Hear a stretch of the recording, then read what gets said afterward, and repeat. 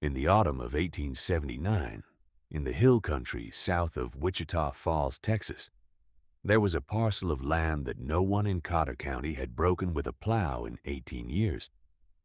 People called it the Hanging Tree Farm, though the official deed record at the county seat listed it as the Aldred Tract, 220 acres of dark prairie soil and creek-bottom ground that a prosperous family had abandoned so suddenly in 1861 that the breakfast dishes were still on the table when the neighbors came to look. The Aldreds were gone. Their two-story house stood empty.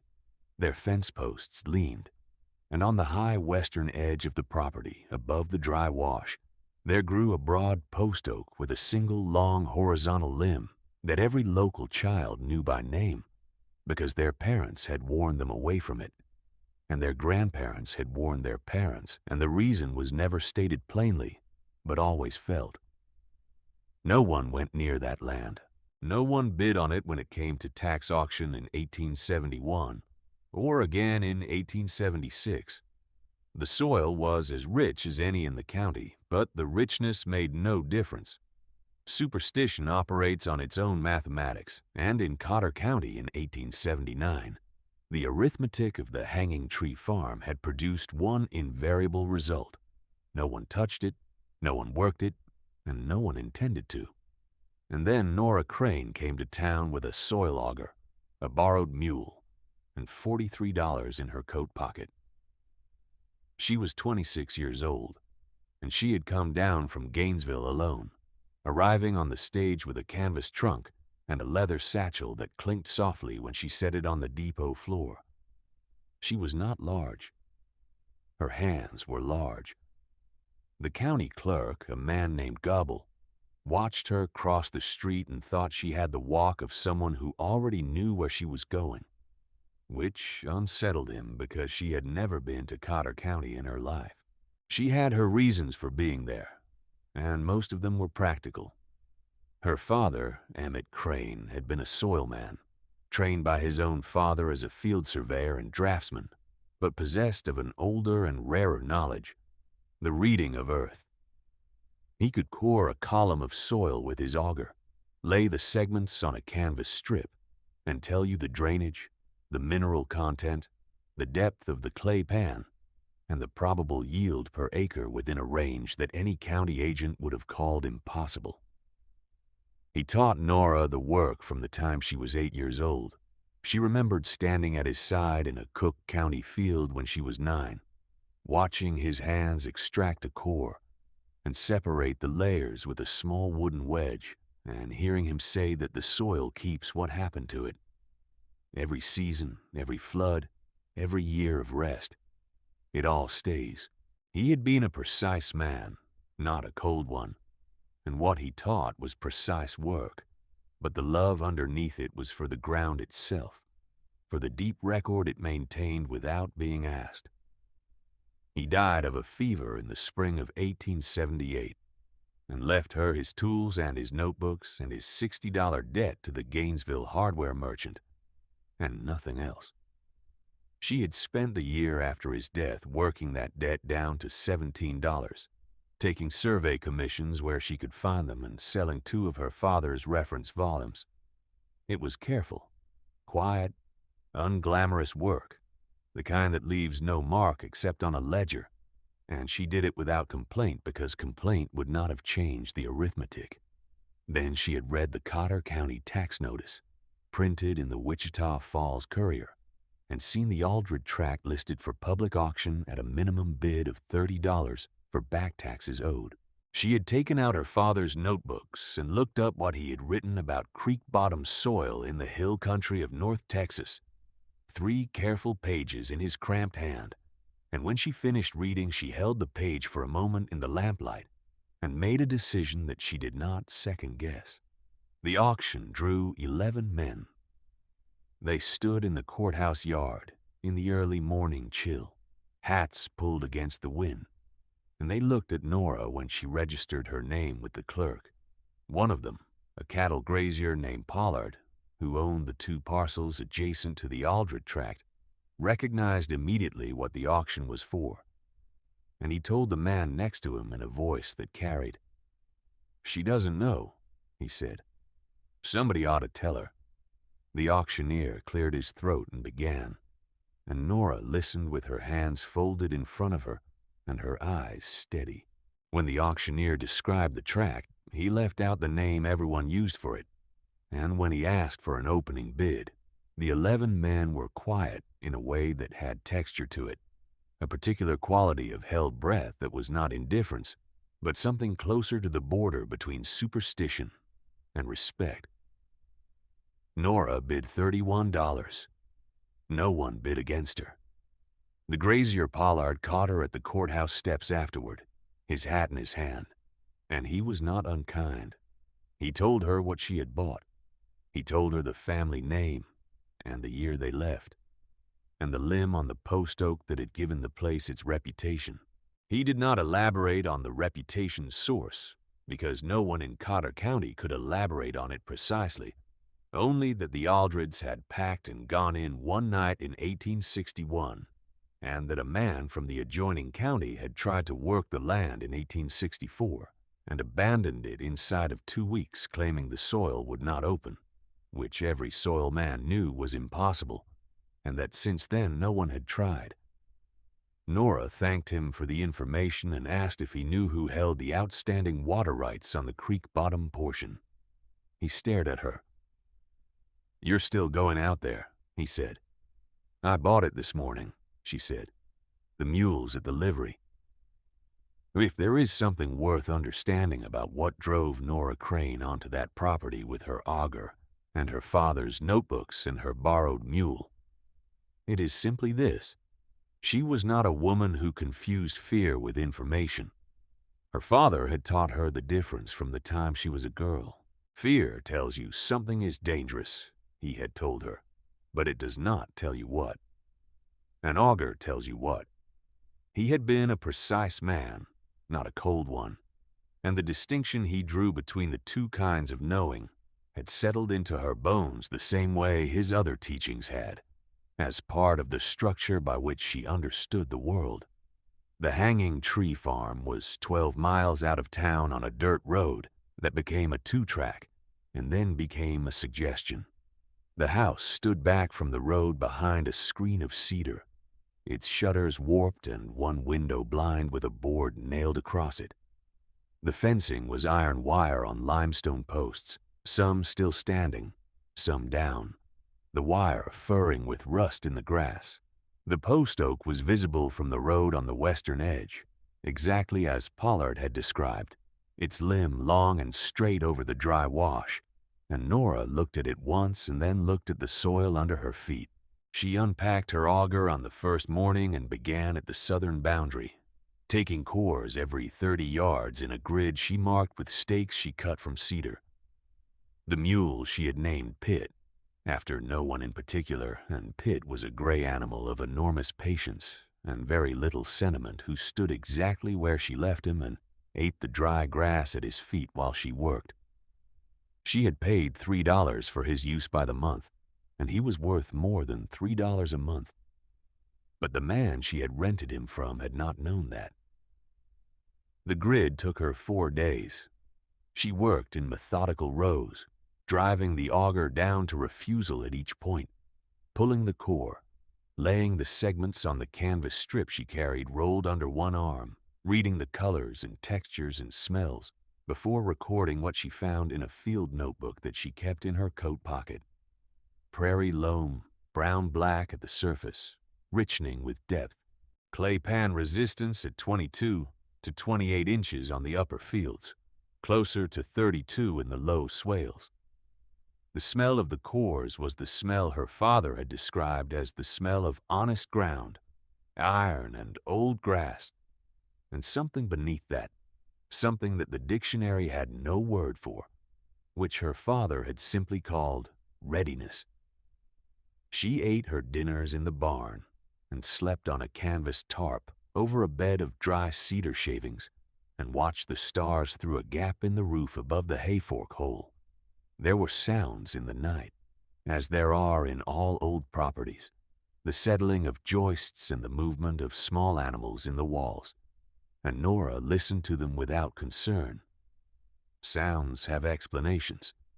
The explanations are never as interesting as the sounds, but they are always there if you look. What the cores showed her was not what the county had believed. 220 acres of prairie loam over a clay-rich subsoil with good drainage on the upper fields, and a rich, dark deposit of creek alluvium in the bottom quarter. Ground that had been fallow so long that the nitrogen content, when she tested a sample against her father's reagent strips, read as high as anything she had seen in his notebooks. 18 years of undisturbed root decay and native grass had done what 10 years of deliberate cover cropping might have managed. The soil had healed itself in the silence while the county looked away. There was nothing wrong with this land. There had never been anything wrong with it. She drove her first furrow on the third day, the mule leaning into the collar and the plow blade turning a ribbon of dark earth that smelled of iron and rain, even in the dry October air. She was aware as she worked that she was being watched from the road, not constantly, but in the way of country places where a thing that should not be happening is happening anyway. Someone always finds occasion to drive past. The house she did not touch in those first weeks. She camped in the barn, which was sound enough, its roof intact and its floor dry. And she worked from first light until the light gave out, cutting furrows and checking the drainage patterns her cores had predicted. The creek-bottom ground was even richer than she had estimated. She pulled a second set of cores from the alluvial flat and found a layer of dark, organic material, what her father's notebooks called a buried A horizon, a former surface that had been covered by creek deposit long ago and preserved intact beneath it, holding nutrients in a concentration that made her sit back on her heels in the failing afternoon light and recalculate everything she had planned to plant. The first human contact came in the second week. An old man named Cobble, who kept a small holding on the far side of the creek, appeared at the barn door one evening with a covered pot and a look that was more curiosity than charity, though it was some of both. He was 80 if he was a day, a lean man with a caved-in jaw and the deliberate movements of someone who had made peace with the inconvenience of age. He had lived in the county his whole life, he said, and he set the pot on the barn sill and looked at the furrows she had cut and shook his head slowly. "You're not afraid of this place," he said. "I've been afraid of things," she said. "This isn't one of them." He stayed for an hour. He told her that the Aldrids had been a family of 5, the father and mother and 3 children, and that they had packed their wagon in one night in August of 1861 and been gone before dawn, and that he had been one of the neighbors who came to look and found the breakfast dishes. He did not know why they left. No one did. The timing had coincided with the start of the war, and some people attributed the departure to that, to the father not wanting to be conscripted, or to some trouble with a neighbor that the war's confusion had covered over. There was talk, he said. There had always been talk.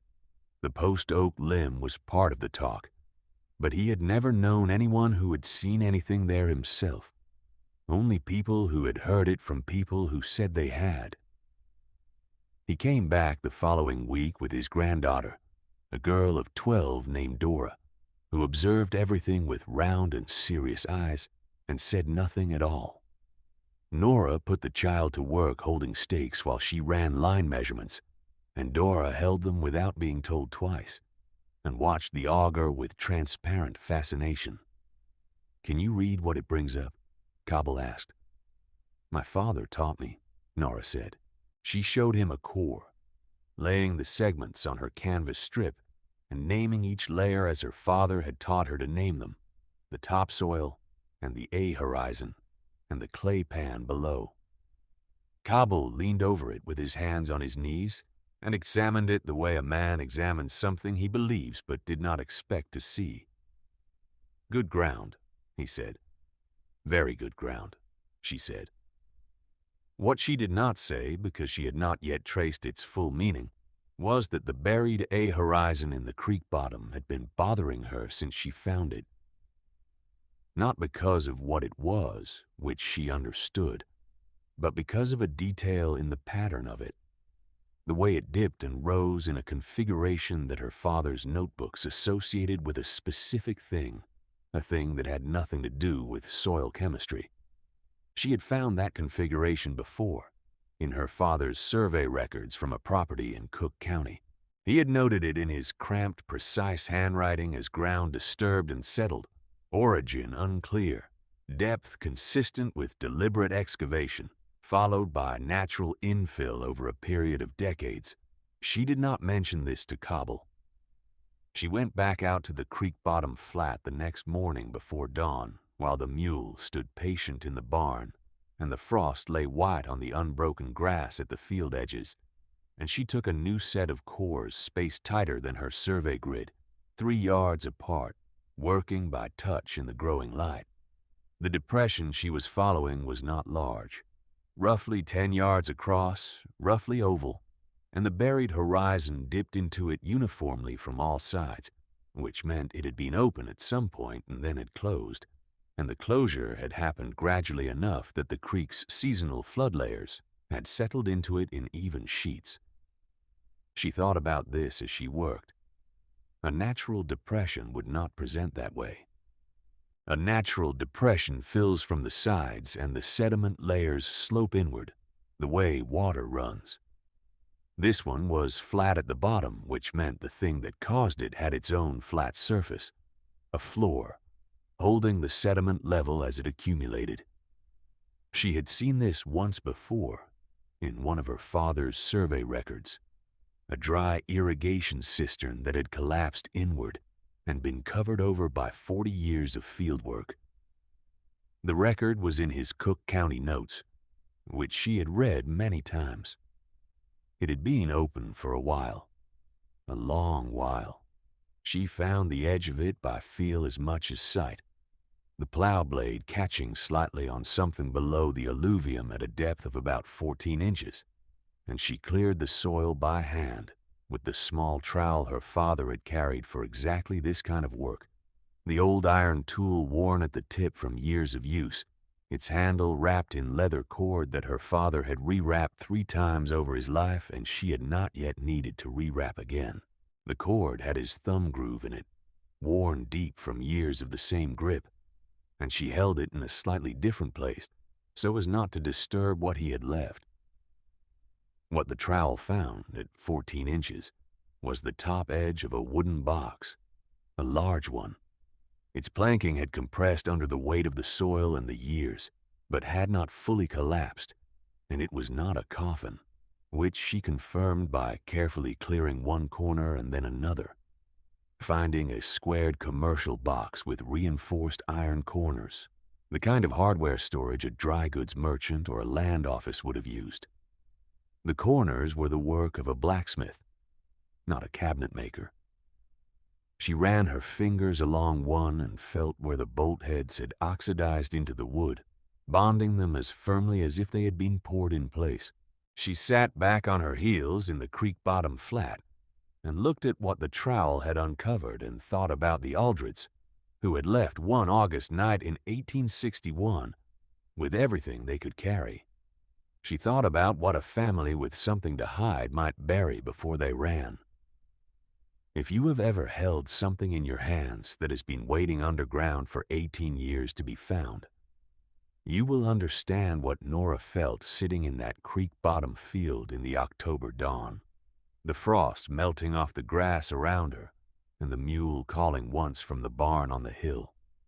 It is not excitement exactly. It is closer to the feeling of a long answer arriving, the moment a column of figures finally sums to the number you expected and the world makes sense in the way it ought to. She went to the barn and got a spade and a length of rope and came back and worked through the morning, clearing the soil from around the box and shoring the walls of the depression with boards from a cedar post she split for the purpose. The work was careful work, the kind her father had taught her to do when an excavation might damage what it uncovered. Each layer of soil came out with attention, the removed material set aside on one side of the hole and not mixed with the next layer down, so that if she needed to understand the sequence later, she could reconstruct it from the spoil. The box sat 4 feet below the alluvial surface, resting on what she identified as the pre-1861 soil horizon, the original surface of the field before 18 years of flood deposit had buried it. It was heavy. When she had cleared it on 3 sides, she ran the rope under it and hitched the other end to Pitt's collar, and the mule leaned forward and it came up slowly, root fibers releasing with a sound like tearing paper, the dark soil falling off its sides in soft clots. The lock was rusted through. She knocked it off with the back of the spade and opened the lid. Inside, wrapped in oilcloth that had done its work well, were papers, a great many papers, land deeds, survey plats, promissory notes, correspondence, some in formal script and some in the cramped, hurried hand of a man writing under pressure. A cash ledger with entries running from 1854 through August of 1861. The last entry dated the 16th, 3 days before the neighbors found the breakfast dishes. She sat down in the grass next to the box and began to read. It took her the better part of 2 days to work through it all, with breaks only for the mule and for the cold meals she ate without much appetite. She had a good education and she could read a legal document and a land plat, and she had her father's ability to hold a large collection of facts in order and perceive the structure underneath them, the way a column of numbers reveals an intent that no single number would betray. The structure underneath these papers was not complicated. It had been made to appear complicated, layered with the borrowed vocabulary of legal transactions, counterfilings, and referees' deeds, and affidavits of residency, the paper architecture of a scheme designed to look like the ordinary machinery of land settlement. She stripped that architecture away as she read, separating the genuine documents from the ones that carried the internal marks of falsification, the dates that did not align, the witness signatures that appeared on too many documents across too wide a range of dates, the survey plats drawn in a hand that matched the broker's own correspondence. What the papers told her, taken together, was a structure she had not expected to find under a North Texas field. Harlan Aldred, the father, had been a party to a scheme that had been operating in Cotter County for the better part of a decade before 1861. He was not the architect of it. The ledger and the correspondence made clear that he had been recruited into it by a land broker named Sessoms, who had offices in Wichita Falls and who had, through a series of fraudulent survey filings and false witness affidavits, secured the transfer of title to 17 parcels of land from their original owners, who were in most cases the families of black freedmen who had established small holdings in the county during the 1850s, families who had purchased or homesteaded their land lawfully and held proper documentation that the Sessom scheme had effectively buried under layers of counterfiled paper. The cash ledger showed Harlan Aldred's share of the proceeds from each transfer. It was not a large share. He was a bookkeeper by nature, not a principal, and his handwriting in the margins of the correspondence carried a quality she recognized from her father's notebooks. The handwriting of a man who knows he has done wrong and is recording it precisely because the precision is the only form of penance available to him. He had written, beside one entry, a single word in smaller letters than the rest. The word was wrong. He had not crossed it out. He had left it there, not crossed it out. He had left it there through all the subsequent entries on a page he must have opened dozens of times. The last entry in the ledger, dated August 16, 1861, was not a dollar figure. It was a list of names, 17 of them with the parcel number beside each name and the year of the fraudulent transfer. Aldred had written at the bottom of the list, in letters slightly larger than the rest, 2 sentences. This is what was taken. This is who it was taken from. He had buried the box and run. He had left the record because he could not bring himself to destroy it, or because some part of him believed that the keeping of a record was not nothing, even a record no one was likely to find. She sat with the ledger in her lap for a while after she finished reading, and she thought about what kind of man performs a wrong and keeps meticulous evidence of it. She did not think he had expected the box to be found. She thought he had buried it for the same reason people build cairns over places they cannot mark any other way. A marker for something that happened. A refusal to pretend it had not. Nora read the list twice, tracing each name with her finger. Then she folded the papers carefully back into the oilcloth and began to think about what came next. Cobble knew several of the names on the list. He did not say so immediately when she came to his holding the following morning. He sat at his kitchen table with the list in front of him and his hands flat on the table and his face very still. And the quiet in the kitchen had a particular weight to it. Outside, the wind moved through the dry cedar brush with a sound like paper, and somewhere across the creek a mockingbird was working through its repertoire with determined persistence. "My wife's people," he said finally. He put his finger on one of the names, third from the top. Isaac and Celia Van. They were here when I came. 60 acres on the east side of town.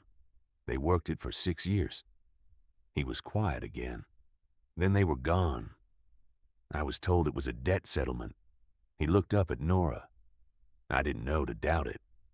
Nora nodded. "There's a county judge in Wichita Falls," she said, "and there's a land title attorney named Marsh who advertises in the Courier. I've read through the Sessoms filings. I believe there's enough in this box to open an inquiry." "Sessoms has been dead since '73, Cobble said. "His estate hasn't," Nora said. "And the county has clear records. The parcels that were taken, most of them were resold. There are current holders. Some of those holders may have bought in good faith, and the remedy for them is different than the remedy for the ones who knew. What the box gives us is the original record, against which everything else can be checked." Cobble was quiet for a long moment. He looked at the list again. Dora came to the kitchen doorway and stood there watching her grandfather with that round, serious look. And Cobble did not send her away. "There are people left," he said. "Van's son. He's in Gainesville now. A man named Duckett. His grandfather was on this list. He's been in the county all his life. Works the grist mill on Cotter Creek." He pressed his lips together. They never knew what happened to the land. "They will now," Nora said. She spent 3 weeks in Wichita Falls, working with the title attorney Marsh, who was a careful and methodical man, with a habit of reading documents twice before speaking about them. He read the Aldred papers twice. Then he read the Sessoms counterfilings, which he obtained from the county record office in a single afternoon. And he set the 2 sets of documents side by side on his desk and was quiet for a long time. "I've been practicing in this county for 15 years, he said at last. "I knew there was something wrong in that cluster of transfers. I could not find the original record to prove it." He looked at the ledger. "This is the original record." He was not entirely surprised, he told her, and she believed him. A man who had been looking for an irregularity and found instead a complete and detailed confession in the hand of one of the principals was not surprised. He was satisfied in the particular way of people who have long suspected a truth and finally hold the proof of it. The Sessoms estate was modest. The broker had died without much to show for his scheme beyond the original transfers, which he had used as collateral for subsequent investments that had not paid out. What remained was a property in Wichita Falls, and the county legal machinery, once set in motion by Marsh's filing, moved with the deliberate gravity of institutions that have found a clear case and do not enjoy the reputation for having enabled the wrong. The Cotter County judge who heard the preliminary inquiry was not a man who enjoyed surprises, and the papers from the box were not the kind of surprise anyone could argue away. 17 families. 7 of them had living descendants who could be located. 2 of the original landowners were still alive, elderly and in ill health, but present enough to give statements to Marsh that he incorporated into the county record, with their names and the dates of their original acquisition. The grist mill man, Duckett, sat in the county courthouse in November and heard the survey plat for his grandfather's 60 acres read into the official record.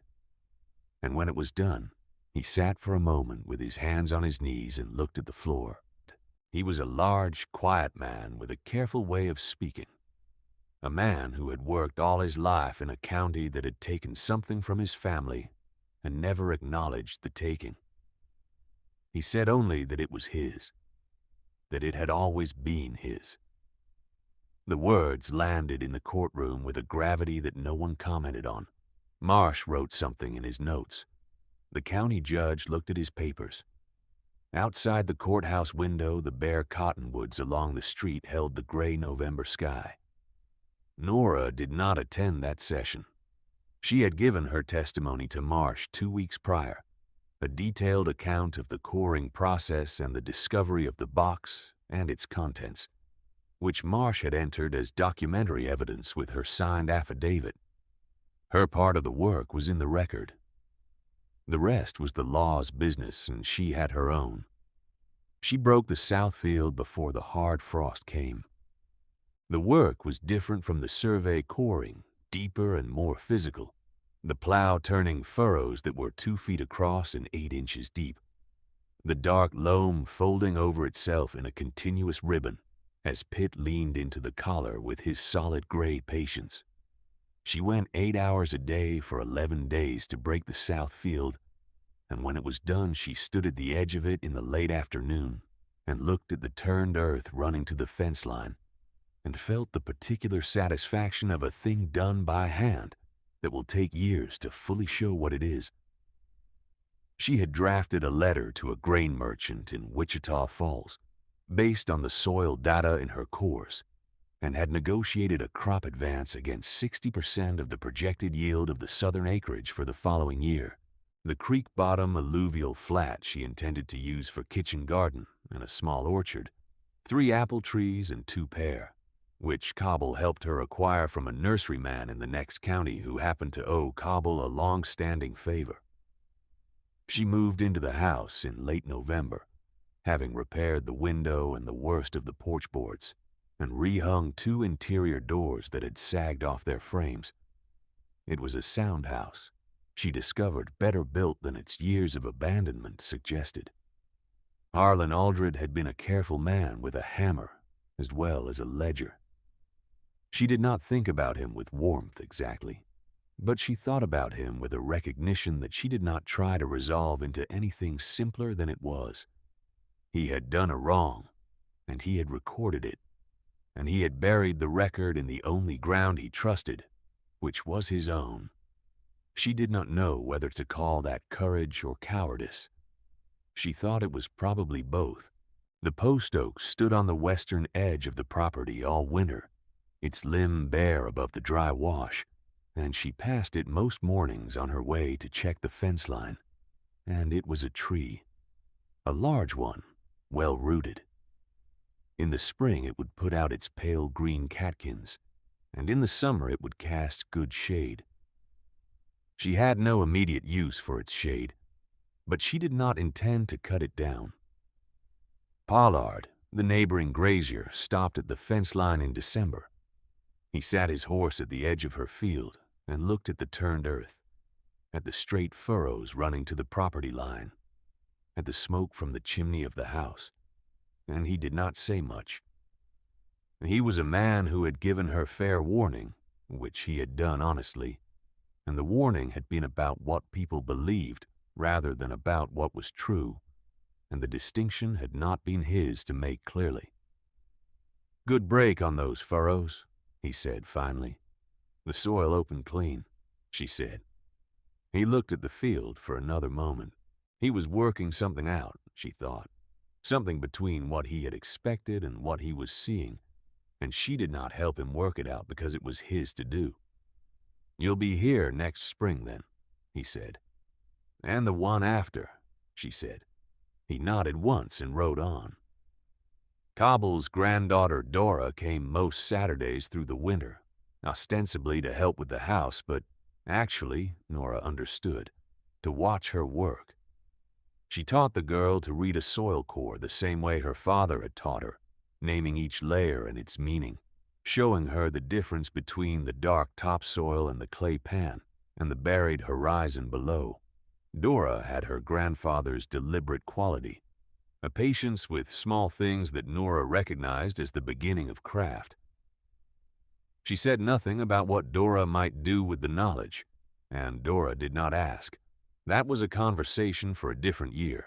The nursery stock arrived in March, bare root and canvas, and Nora and Cobble planted the orchard trees in the creek bottom flat on a cold, bright morning when the light came off the pale winter grass at a low angle and lit the frost still caught in the shaded hollows.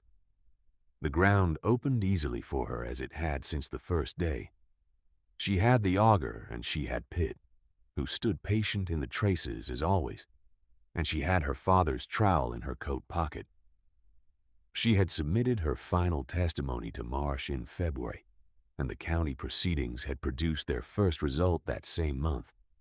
A restitution order for the Van parcel, 60 acres on the east side of town, was entered into the county record to be held in trust for Isaac Van's 2 surviving grandchildren until such time as they claimed it. Marsh told her the other parcels would take longer, the legal machinery moving at its deliberate pace. She accepted this with equanimity. The papers were in the record. The names were in the record.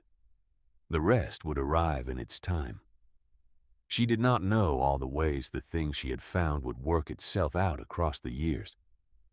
She knew what was in the box, and she knew that it was now in the hands of people whose business it was to act on it, and that was enough. What she had done was the part that required her specific knowledge, the coring and the reading and the understanding of what a dipped and settled horizon in a creek bottom flat might mean, and she had done it. In the years that came after, the farm came to be known in Cotter County by a different name. Not immediately, because names do not change quickly in hill country, but gradually in the way that a place earned by labor accumulates a new gravity until the old name no longer fits it and falls away. People came to call it the Crane Place, which was the simplest and most accurate name available, and eventually the simplest name is usually the one that holds. The post oak on the western edge grew larger and steadier year by year, its root system reaching down into the dark soil that Nora had turned and enriched, anchored in the same earth that had given back what it was asked to give. By the time Dara Cobble was old enough to take her own work in hand, she had spent enough Saturdays on that farm to understand the particular knowledge it contained, the kind that lives in the relationship between a person and the ground beneath her feet. In the patient reading of what the earth holds and what it is prepared to yield. Old Cobble died in 1884, in his sleep, in his own house, which was what he had wanted. Nora walked to his holding the morning after and sat with Dora for a while in the kitchen, and when she left, she took a box of his tools that Dora pressed on her, implements of his own practice that had no other home, and she added them to the collection in her barn and found uses for them. The county continued its proceedings through the 1880s. 3 more parcels were restored to their original family's descendants, and 2 parcels proved untraceable through the Sesam's records, the documentation too damaged, or the chain of subsequent transfers too complex to unwind cleanly. Marsh wrote her a letter each time a proceeding concluded, a brief note in his careful professional hand, and she kept the letters in the same oilcloth the Aldred papers had come in, which she had cleaned and repurposed as a document case. She kept Emmett Crane's auger as well, its handle wearing to her grip over the years the way a good tool does, the wood darkening and smoothing where her hand rested on it, taking the exact impression of her use. On the mornings she went out to core a new field or check the drainage after a hard rain, she carried it over her shoulder across the turned earth of the Crane place, Pitt walking behind her with his characteristic patience, the red shawl against the October sky, and she rayed the ground the way her father had taught her to read it, with precision and without hurry, learning what was there. Some things are sealed and sealed and sealed again, and it takes a particular hand to open them. The hand that opens them does not have to be searching. It only has to know what it is doing when it touches the earth, and the earth gives way. That was the knowledge Emmett Crane had left her, and it was enough. Have you ever found something in a place that everyone else had given up on? Share what you discovered below. And if you want another story about a woman who looked where no one else would look, there is one waiting for you when this one ends.